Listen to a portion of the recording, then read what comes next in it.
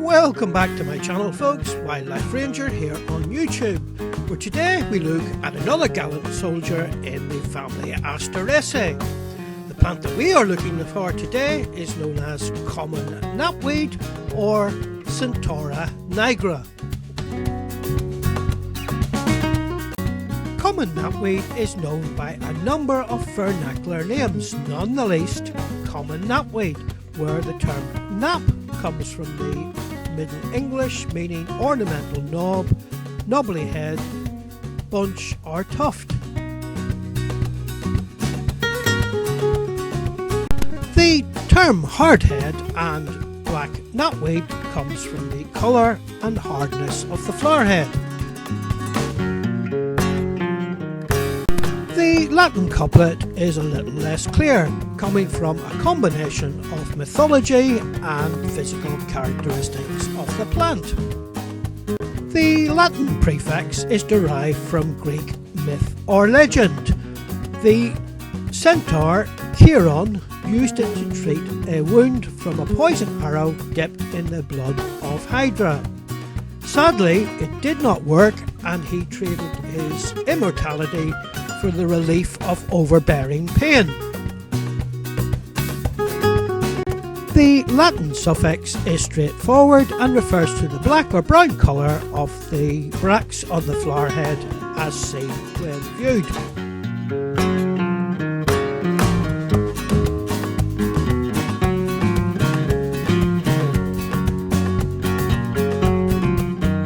Let us now look at the habitat of this plant, which is a plant of older meadows, now frequently planted as a rewilding plant because of its high yields of pollen and nectar.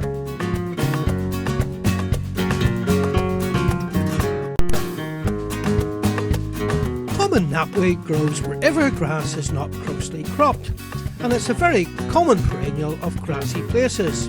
It grows on colonies in infertile soil and disturbed ground such as roadside verges or cultivated ground or along cliff tops and alongside railway tracks.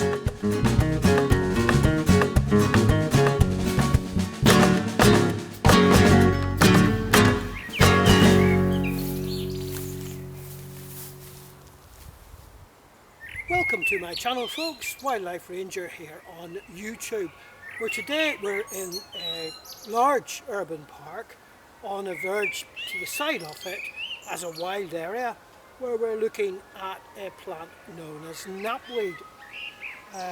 It's the 23rd of June, so it's close to the end of June, and we can see the plant in various stages of flower and fruit.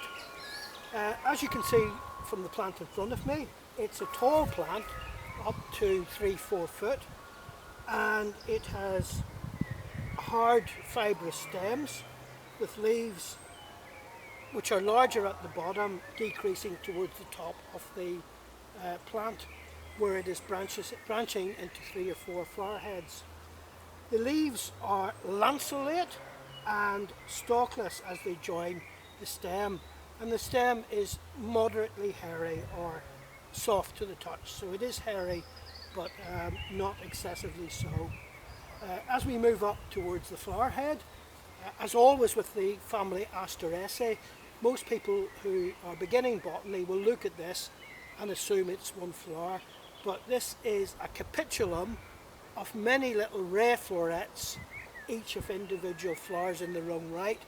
And if we look at the top, we can see some of the reproductive parts just to the top of the capitulum. And those are ray florets making up the flower head as a whole. And that's very typical of the family Asteraceae, and I would refer you to the 5-minute family videos that we're putting up to show you the features and characteristics of each family. So that is the plant as a whole, approximately 3 to 4 foot, and we'll be looking at the leaves, stems, flowers and various other parts in more detail as part of the video. We'll also include some shots of the pollinators. Whilst we've been here, there have been beetles, bees, skipper, meadow brown, green vein white, ordinary white, all visit just this one stand in a few minutes, And in point of fact, I was so overrun with the photography or the videoing, I got detracted from the plant. But this is it. This is the plant.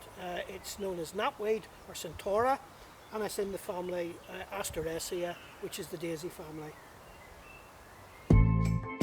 Let us take time to look at 2 minutes in the life of common knapweed and the abundance of biodiversity feeding on its pollen and nectar.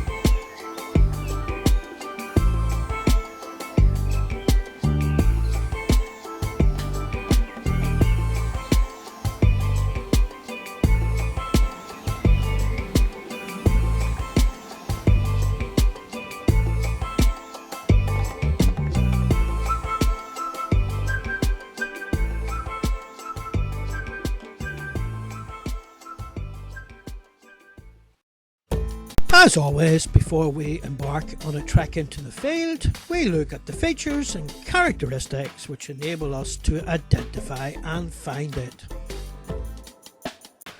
The flower, as we have stated, is a member of the family Asteraceae, or the daisy family. It is a perennial plant that can grow up to 3 to 4.5 foot in height.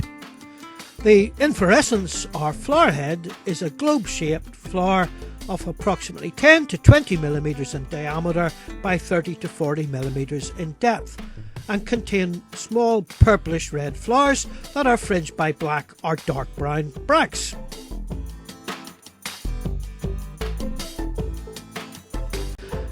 Just to reiterate, the flower head or capitulum contains purple to pink flowers with heads between 10 and 20 millimeters of diameter.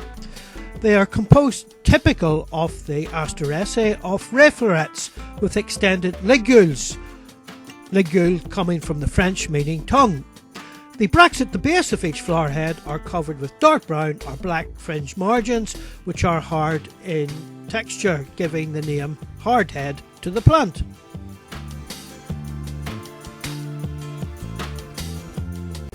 The flowering period for common knapweed is between the months of June and September. We include a few images of one potential common confusion species, which is known as the Greater Knapweed or Centaura scabiosa, which is readily distinguished in terms of its leaves, which are deeply lobed in Greater Knapweed as compared to the lanceolate leaf in common knapweed.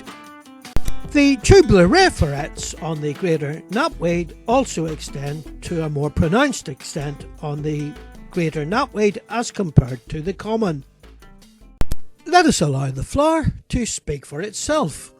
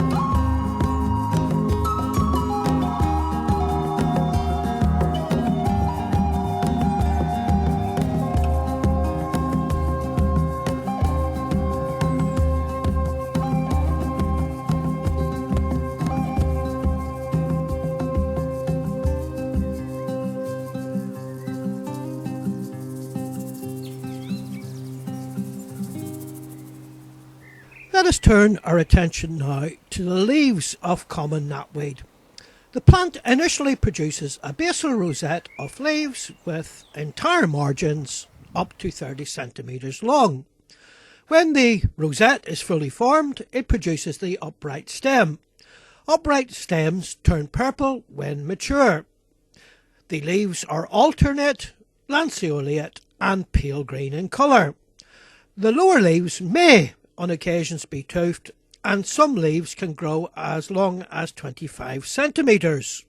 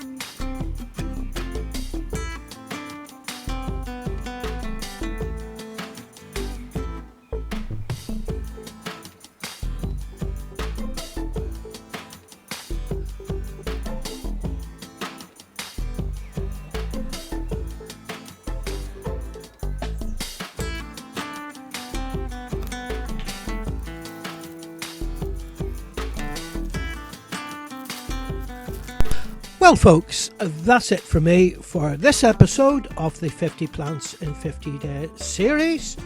As always, thank you very much indeed for watching. I hope also that you will be able to join me on another trek to find the next plant in the series.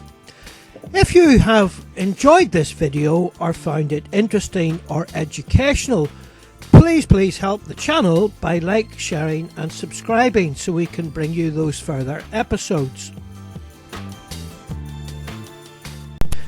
In the words of Maggie, our international symbol of floral appreciation, whatever the weather may be, get outdoors and enjoy it.